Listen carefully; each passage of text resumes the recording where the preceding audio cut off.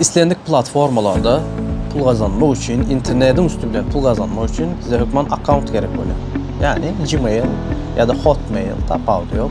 Yani köp ken ulan yani Gmail oluyor. Bunu köpünüzde bağdır. Yani yoklar için gaytadan açıp noldan açıp görülecek. Birinci bilen telefonumuzu açacağız. Ondan sonra telefonumuzda Gmail vardır. Şu prilajenye vardır. Şunu gireceğiz. Ondan sonra basacağız. Grada duran, üstte duran zarı basacağız. Aşağıda başka bir hesap ekle var. Ondan Google saylayız.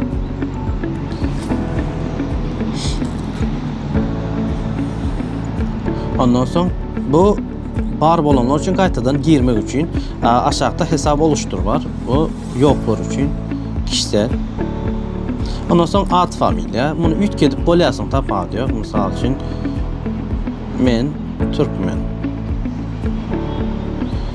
Devam et. Misal için doğulan günün diye 1 yanvar 1997 diyor. Cins erkek tapağı diyor. Özünüz saylarsınız kaysi gerek olsa. Ondan sonra son.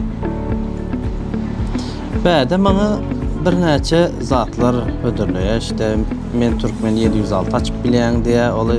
Olmasa da aşağıda kendi Gmail adresim oluştu diyene özün koyup bilen isteyen zatını onu basyan şöyle giriyen. Misal için ben şunu men Türkmen deyip gön alacak, hiç zat koşman alacak diysem başka bir alıp duracağım. Şimdi ters edip göreyim.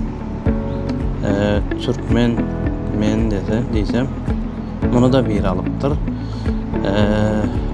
Men Türkmen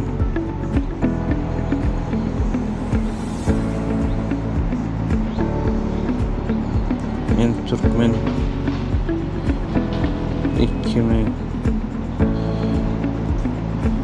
2026 koyup göreyim hani. Yok ekan, onu aldı. Ondan sonra beri parol. Parolum yadınızda kalacak parol koyun. Yadınızdan çıkmış köp adam koymamış diyene sonra ondan sonra yadına düşmeyen, o girip bilmeyen. Şunun için yadınızda kalacak koyun. Tapağı diyor.